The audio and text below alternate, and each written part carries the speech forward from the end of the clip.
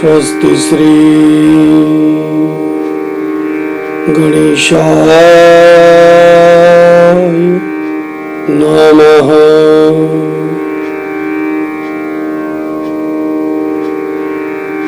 श्री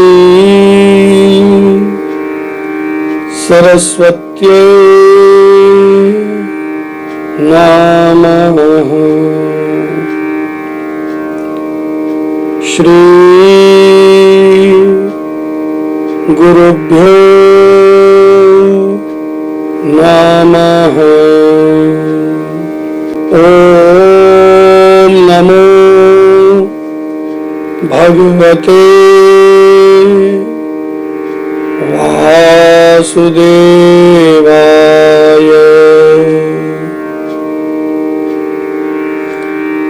नारायणं नमस्कृत्य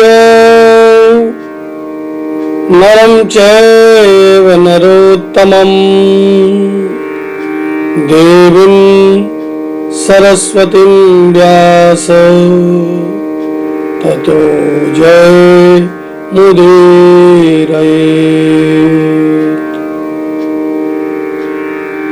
कृष्णाय वासुदेवाय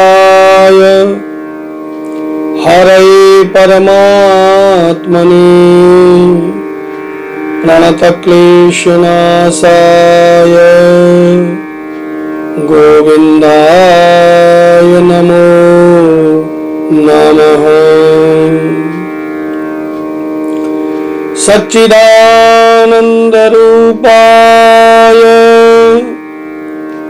विश्वोत्पत्त्यादिहेतवे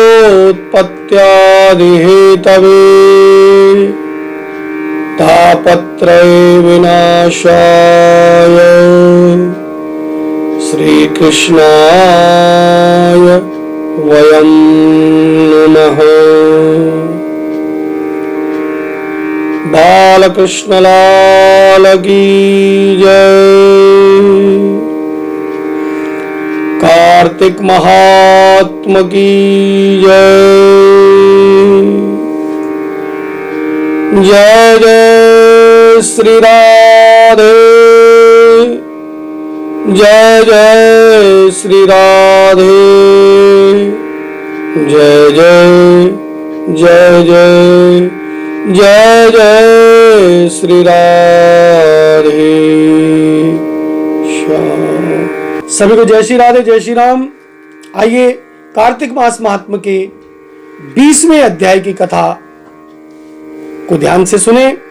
दीपावली की रात्रि को घर सजाने, दीप मालिका जलाने, महालक्ष्मी पूजन के बारे में विस्तार पूर्वक बताते हुए नारद जी ने कहा कि हे राजा पृथु, कार्तिक कृष्ण अमावस्या को दीप मालिका करने से दरिद्रता का नाश होता है और संपन्नता आती है। इस संबंध में एक इतिहास सुनाता हूं, ध्यान पूर्वक सुनो। थुरसेन देश में सत्य शर्मा नाम का एक अत्यंत दरिद्र ब्राह्मण था। उसके मन में एक ही कामना थी, यदि मेरे पास धन हो तो मैं उससे यज्ञ, दान, पूजा पाठ आदि कार्यों में उसे व्यय करूं। अपनी दरिद्रता के निवारण का उपाय पूछने पर एक विद्वान ने उसे बतलाया कि तुम शिव जी की आराधना करो। ब्राह्मण सत्य शर्मा ने सच्चे हृदय से भगवान शिव की उपासना की।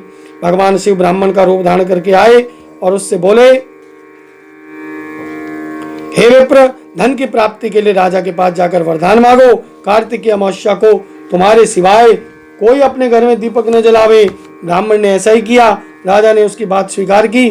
कार्तिक कृष्ण चतुर्दशी को सारे शहर में ढिढोरा पिटवा दिया गया कि अमावस्या के दिन कोई भी अपने घर में दीपक न जलावे। राजा की आज्ञा मानकर अमावस्या की रात्रि को किसी ने घर में दीपक नहीं जलाया। जब रात्रि को लक्ष्मी जी नगर में आई तो उन्होंने देखा समस्त नगर में अंधेरा है, मगर एक ब्राह्मण का घर बड़ा सजा हुआ है, दीपमाला से जगमग हो रहा है। लक्ष्मी जी प्रसन्न होकर उस घर में प्रवेश करने लगी, परंतु लक्ष्मी जी के घर में प्रवेश करते देखकर सत्य शर्मा ने मार्ग रोक दिया और कहने लगा, हे भद्रे, तुम्हारे पति अति कठोर हैं और तुम बहुत चंचल हो, इसलिए हमारे घर में प्रवेश मत करो। तब लक्ष्मी जी ने उत्तर दिया, भगवान के शयन के समय में आई हूँ, इस कारण निश्चय ही मैं तुम्हारे घर में निवास करूंगी। यह सुनकर ब्राह्मण ने कहा, यदि आप शपथ लो कि मेरी 3 पीढ़ियों तक इस घर में स्थायी निवास करोगी, तब मैं इस घर में प्रवेश पा सकती हो। लक्ष्मी जी ने कहा, यदि तुम विधि पूर्वक मेरा पूजन करते रहोगे तो मैं निश्चय ही तुम्हारे घर में वास करूंगी। यह सुनकर ब्राह्मण ने पूछा, मैं किस विधि से तुम्हारा पूजन करूं? आप ही मुझे सारा विधान बताइए। लक्ष्मी जी ने कहा कि हे ब्राह्मण, प्रतिवर्ष कार्तिक मास की अमावस्या को प्रातः काल स्नान आदि से निवृत्त होकर देवताओं और पितरों का पूजन करें। दिन के तीसरे प्रहर में श्राद्ध करके ब्राह्मणों को सुंदर पकवानों का भोजन कराओ। प्रदोष के समय दीपमाला करो। तुलसी के समीप ब्राह्मण के घर, देव मंदिर, चौरास्ते, शमशान तथा गौशाला में अनेक दीप जलाने चाहिए। इस दिन बालक, वृद्ध, रोगी के अतिरिक्त कोई भोजन न करे। सायंकाल स्वस्ति वाचन पूर्वक गणेश जी, कुबेर का पूजन करके संकल्प करना चाहिए। तत्पश्चात लक्ष्मी जी का पूजन करो और कहो कि कमल के आसन पर स्थित, कमल के फूलों की माला धारण करने वाली, कमल जैसे नेत्र, गंभीर नाभि, स्तन के भार से नम्र, सुदर्शन, सुंदर वस्त्रधारी, देवताओं के हाथियों द्वारा मणियुक्त घड़ों से स्नान करने वाली, हाथ में कमल पुष्प लिए हुए ऐसी लक्ष्मी जी सदैव मेरे घर में निवास करें।